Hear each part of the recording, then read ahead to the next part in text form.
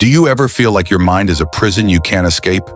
At night when the world is quiet, your thoughts become the loudest sound in the room. That's how James felt as he lay in bed, staring at the ceiling for hours. His mind wouldn't stop. It replayed yesterday's mistake at work, then jumped to tomorrow's presentation with scenes that hadn't even happened. Why did I say that to my boss? What if I mess up tomorrow? What if everyone thinks I'm incompetent? His chest tightened and his palms grew sweaty. Sleep felt far away. He reached for his phone.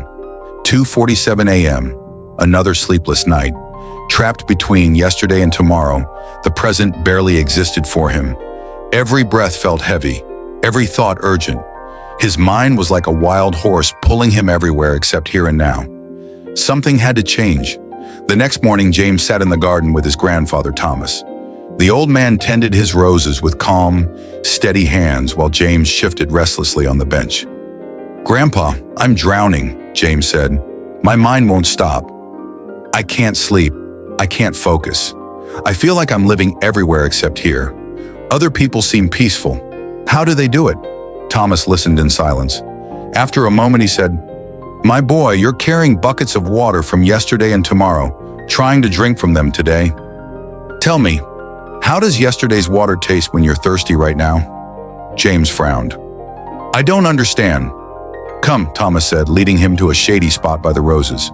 "Let me tell you a story. There was once a traveler carrying 2 heavy suitcases.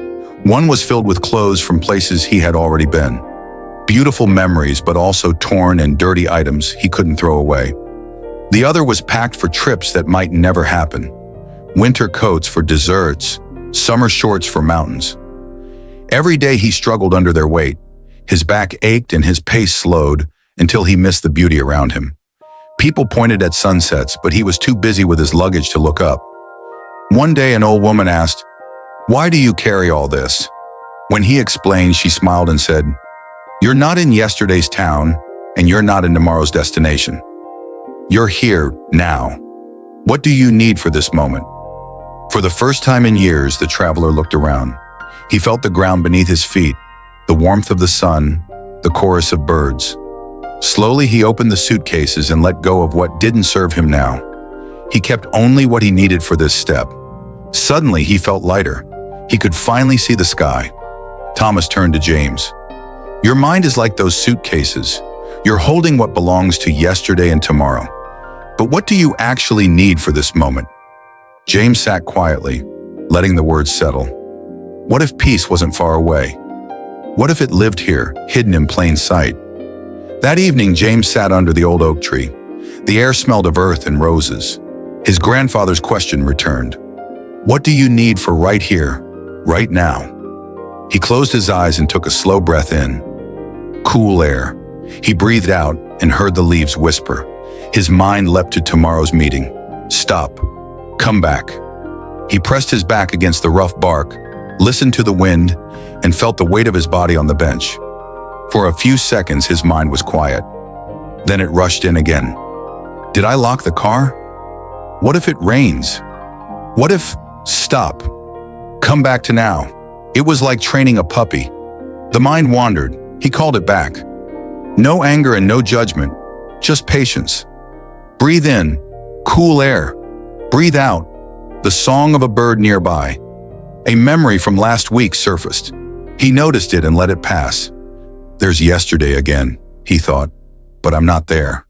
I'm here under this tree. The noise didn't vanish, but it softened, like turning down a radio. In the growing quiet, a small peace appeared. Days turned into weeks. Each day he practiced returning to the moment in front of him. Sometimes it took 10 reminders, sometimes 100, but he had a way back. He learned to notice stress rising in his chest and meet it with one slow breath. He learned to name a thought without following it. He learned that attention is like a muscle. It grows with gentle repetition. One morning, James woke with sunlight on his face. No flood of worries, no sprinting thoughts. Just a body that felt rested and a mind that felt spacious. He understood something important. Peace isn't the absence of thoughts. It's the freedom to choose which ones to follow. Thoughts would still come and go, but he didn't have to go with all of them. When regret knocked, he acknowledged it and let it wait at the door. When fear tried to steal today's joy, he said, "Your time will come, but not now." He began to trust the rhythm of simple things. A warm mug in his hands, the first step onto cool morning grass. The way the light moved across the kitchen floor. He discovered that the present held enough for this breath, this task, this conversation. The garden changed with the days. Some roses bloomed, some faded, and some held their buds tight. In the same way, his days opened and closed, and he met them as they were. The present became his sanctuary, not perfect, but alive and honest. A place he could return to, again and again. And this peace, it isn't just for James, it's for you as well. Not tomorrow and not next week, but now. Take one breath with me. In, feel the air enter your chest. Out, let your shoulders drop. Feel your feet on the ground. Notice one sound in the room. Name one thing you can see. You are here. You are now. And that is enough. If tonight your thoughts get loud, try this. Name the worry once, place it down, and bring your attention to a single sensation. The breath in your nose, the weight of your body, the sound of the fan. When the mind runs away, call it back with kindness. You don't need to win in one moment. You only need to return to this one. James still practices. Some days are noisy and some are quiet, but he knows the way home. One breath, one step, one present moment at a time. We're all on this journey together. If you found comfort here, maybe leave a like or share your thoughts in the comments. It might help someone else feel less alone.